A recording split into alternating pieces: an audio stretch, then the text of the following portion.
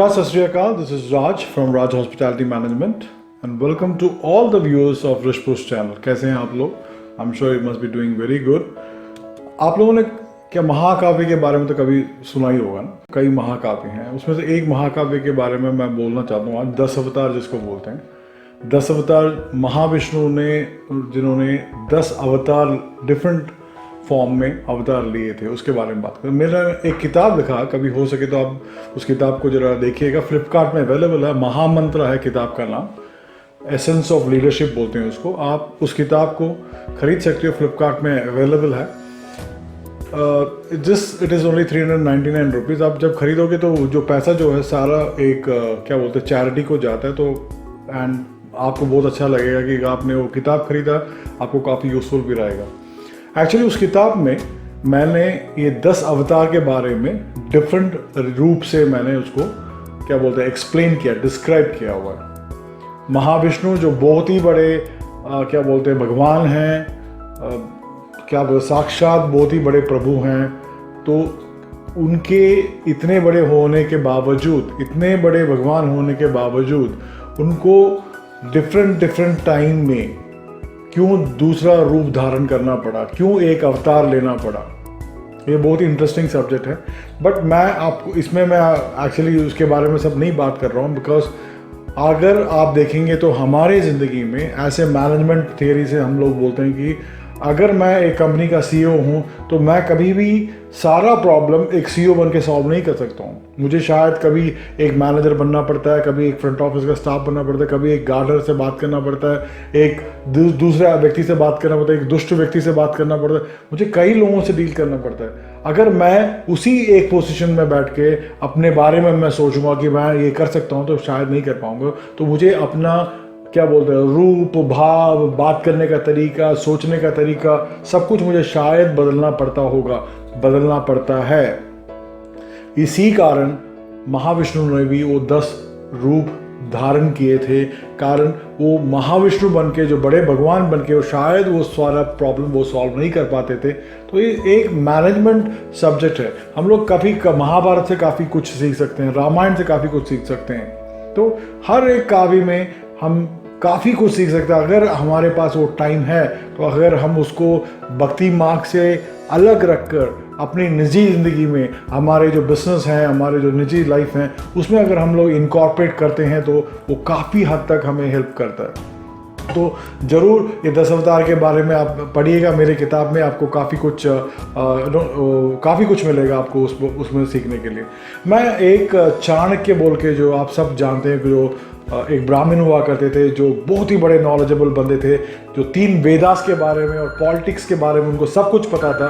He was actually वो 4th century में पैदा हुए थे और उनको सब कुछ का नॉलेज था। 3 वेद का तो बहुत ही अच्छा नॉलेज था, पॉलिटिक्स में तो कमाल के थे।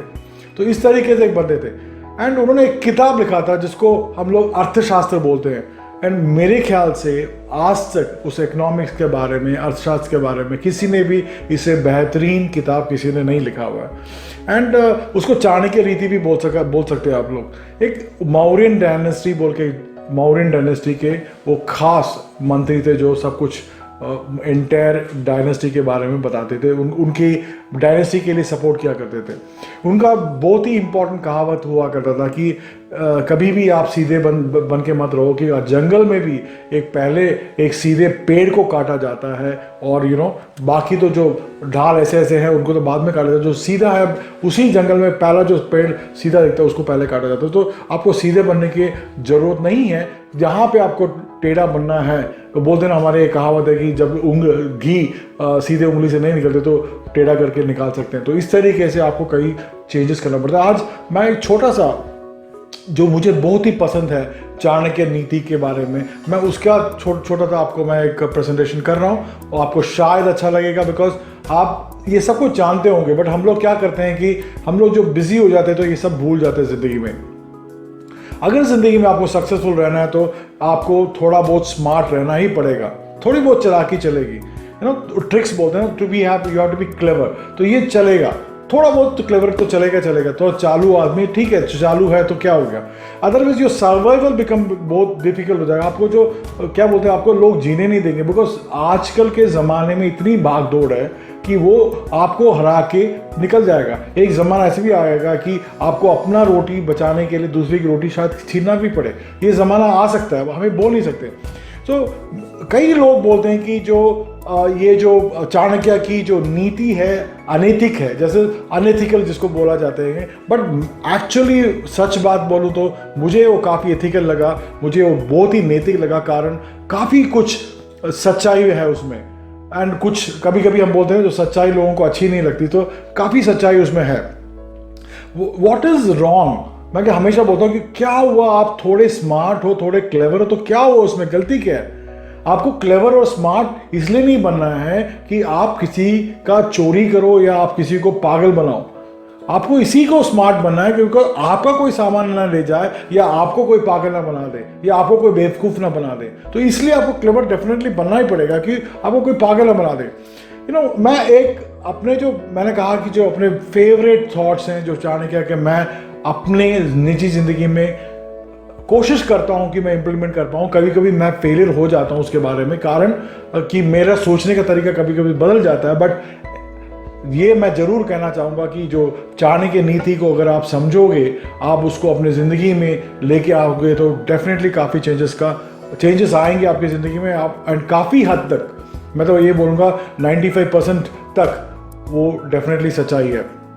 वो बोलते हैं कि वो पहला जो उनका जो नीति जो बोलते हैं कि नेवर टेल योर सीक्रेट, अपना रहस्य किसी को मत बताया करो। बहुत इंपॉर्टेंट होता है। हम लोग क्या होता है कि हम मैं कभी कभी रहस्य को रखना नहीं आता मुझे, मैं तो हमेशा सबको कुछ बोल देता हूँ। मेरे कोई आइडिया है मैं बोल देता हूँ, मैं कुछ अपने बारे में, अपना प्रॉब्लम सब कुछ बोल देता हूँ। पर मैं सोचता हूँ नहीं हूँ कि वो जो सुन रहा है वो शायद अपने मन में वो कैलकुलेट कर रहा, भैया आपको ये तो जो बता रहा है उसको मैं कैसे उसको दोबारा नीचे गिराऊँ, या इस जो वीकनेस वो मेरे को बोल रहा है मैं उसको कैसे दोबारा मैं उसको अपनी ज़िंदगी में जब वो आएगा तो मैं उसको कैसे उसको फेलियर के रास्ते में लेके जाऊं। यही लोग सोचते हैं। राजा रावण को आप जानते हो ना, राजा रावण को एक्चुअली राम हरा नहीं पा रहे थे, वो मार रहे थे, रावण वापस जिंदा होके आ रहा था। रावण को मार रहे थे, वापस जिंदा हो, तो राम एक्चुअली रावण को मार ही नहीं पा रहे थे। तब जाके विभीषण ने जाके राम को बताया कि अगर आप उनके नाभि में अगर अपना तीर चलाओगे तो मर जाएंगे बोल के, बिकॉज रावण ने अपने भाई विभीषण को बताया था कि उसकी जो जान है उसकी नाभि में है। वो सीक्रेट उसके बताने के कारण जब वो अलग हो गए, रावण से अलग हो गए, जुदा हो गए, राम के साथ उन्होंने ज्वाइन करके रावण को एक्चुअली मैं तो यही कहूँगा कि हत्या की गई।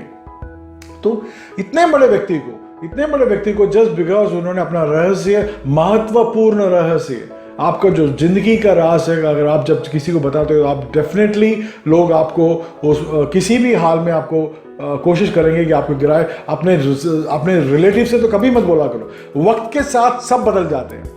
हवा का रुख ऐसा होता है कि वो सबको बदल के उठा के लेके चले जाता है। दूसरी पॉइंट जो मैं बोलना चाहता हूँ कि even if it is a snake, मैं ये बोलता हूँ कि जो सांप है, जो जहरीला सांप नहीं है, बट उसको यही दिखाना चाहिए कि वो जहरीला है।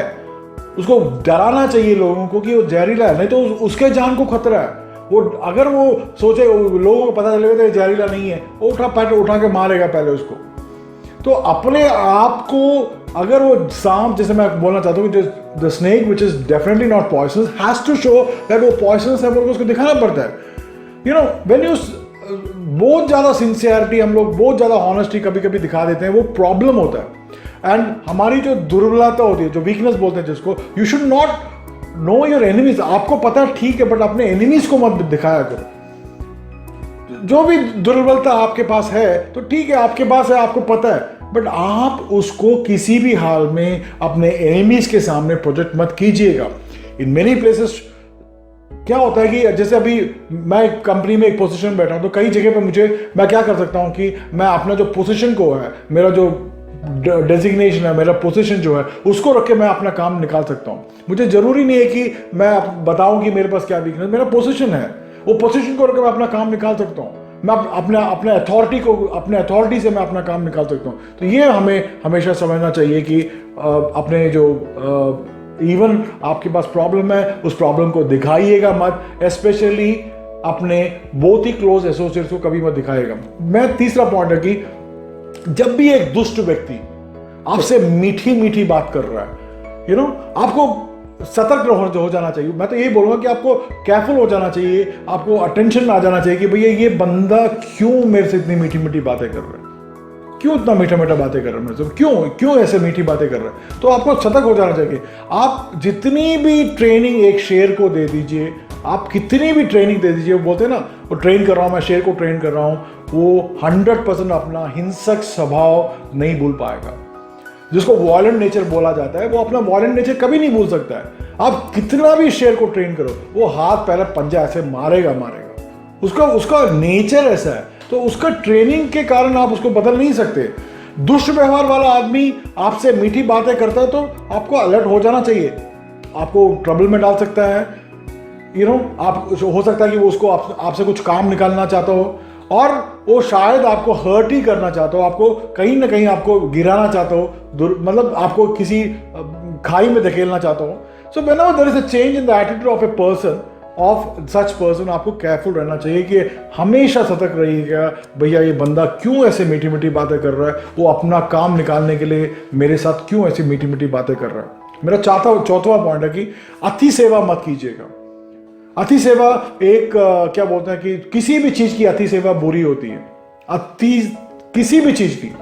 एग्जाम्पल बोला जाए तो आप लोगों ने सबने तो ये डेफिनेटली क्या बोलते हैं द्रोणाचार्य के बारे में सुना होगा और एकलव्य के बारे में सुना होगा। आपको मैं स्टोरी बोलना नहीं चाहता हूँ कि द्रोणाचार्य ने जब देखा कि एकलव्य अर्जुन से भी ज़्यादा माहिर है, तो वो अर्जुन को प्रमोट करने के लिए एकलव्य को हाथ कटवा लिया, उन्होंने उनका उंगली कटवा लिया था। उन्होंने कहा कि मेरे गुरु दक्षिणा में तो अपना उंगली दे दे, एंड एकलव्य ने उसको काट के दे दिया था। उसको मैं अति सेवा बोलता हूँ। जरूरी नहीं होता है कि आपको आउट ऑफ द वे जाके ऐसा सेवा करने की कोई जरूरत नहीं है जो आपकी जिंदगी को खराब करे, जो आपकी जिंदगी को बर्बाद कर दे। आपको ऐसी कोई सेवा करने की जरूरत ही नहीं है। ये एक बहुत ही करेक्ट एग्जाम्पल है। अति सेवा का और कोई एग्जाम्पल ही नहीं हो सकता कि ओवर डूइंग बोलते हैं जिसको, कि जाके बहुत ही ज्यादा अपना वो सब कुछ निछावर कर देना। जरूरी नहीं होता है कि आप अपने बारे में पहले सोचो फिर आप करो। आप कभी भी अति किसी भी चीज की बुरी होती है, मैं वही पे बोलना चाहता हूँ, never do it at all. मेरा 5वां पॉइंट है कि यू कैन एक ग्रीडी आदमी, जो लालची आदमी होता है, तो आप उसको पैसा देके खुश कर सकते हो ना। जो भी ग्रीडी बंदा है, जो भी लालची बंदा है, आप बोल सकते हो यार ये रख ले वो रख ले, आप चापलूसी कर करके उसको पैसा वैसा देके आप उसको डेफिनेटली आप खुश कर सकते हो। एंड जो घमंडी होता है, जो आप उसको झूठी रॉयल्टी बोलते हैं, जिसको मतलब लॉयल्टी, झूठी लॉयल्टी बोल के आप उसको भी जीत सकते हो। बहुत घमंडी होता है, जो वो अपने आप के बहुत अहंकार होता है, जिसको वो लगता है कि मैं बहुत ही बड़ा आदमी हूँ, तो उसको जो पैम्पर कर करके आप उसके झूठे में लॉयल्टी में, आप उसकी वफादारी में झूठा बोल के आप उसको डेफिनेटली आप उसको भी इंप्रेस कर सकते हो। एक बेवकूफ को, जो बंदा बहुत ही बेवकूफ है, बट आप उसको उसके फैक्ट्स को एक्सेप्ट कर सकते हो, उसके हाँ में हाँ मिला के आप उसको भी जीत सकते हो। बट ये मैंने आपको 3 पॉइंट बोल दिया है। ये चौथा पॉइंट जो है, एक बंदा जो विद्वान होता है, जो नॉलेजेबल बंदा होता है, जो स्कॉलर बंदा होता है, आप कभी भी ये जो तीनों काम मैंने आपको पहले बोला, आप उसको रखे, उसको जीत नहीं सकते। उसको जीतने के लिए आपको सिर्फ सच्चाई की जरूरत होती है, द ट्रूथ, जिसको आप बोलते हैं कि सिर्फ आपको ट्रूथ की जरूरत होती है, और सच्चाई बोलिएगा उससे, एंड वो सच्चाई जब आप उससे बोलोगे, वो आप उसको डेफिनेटली जीत सकते हो। मेरा 6वां point, When you have a business loss or a family, आप कभी भी अपनी जिंदगी, निजी जिंदगी में आपका जो बिजनेस है उसमें लॉसेस आया है, या आपके फैमिली में प्रॉब्लम चल रहा है, बीवी के साथ प्रॉब्लम है, बच्चे के साथ प्रॉब्लम है, लड़की का प्रॉब्लम है, कुछ भी प्रॉब्लम, आप कभी भी ऑफिशियली घर का प्रॉब्लम ऑफिस में, ऑफिस का प्रॉब्लम घर पे, या ऑफिस का प्रॉब्लम अपने दोस्तों के साथ, अपने कॉम्पिटिटर्स के साथ कभी भी शेयर मत कीजिएगा। आप जब चुप रहिएगा, उसको सुनते रहिएगा, उसको बोलते रहने तो आप सुनते रहो। अब कभी भी अपना 90% क्या होता है कि लोग अपसेट हो जाके अपने अपने प्रॉब्लम्स को बोल ही देते हैं, यार मैं टेंशन में हूँ, मैं प्रॉब्लम हो गया, या मैं ऐसा बैठा, तो लोग आके पूछेगा भैया क्या कर रहा है, क्या हो गया तेरे को आज, फिर बोलेगा तू तो मूड खराब है, अपने काम में ध्यान नहीं देते।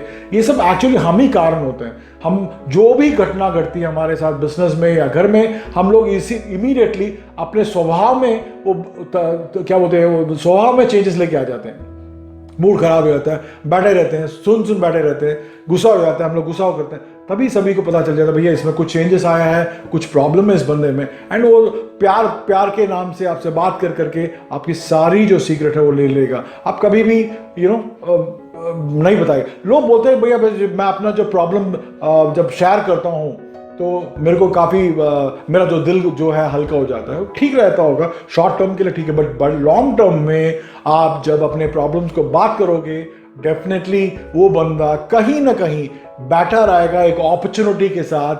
वो शायद वो झूठा क्या बोलते हैं वो छोटे किस्म का बंदा होगा तो वो तो वेट करता रहेगा।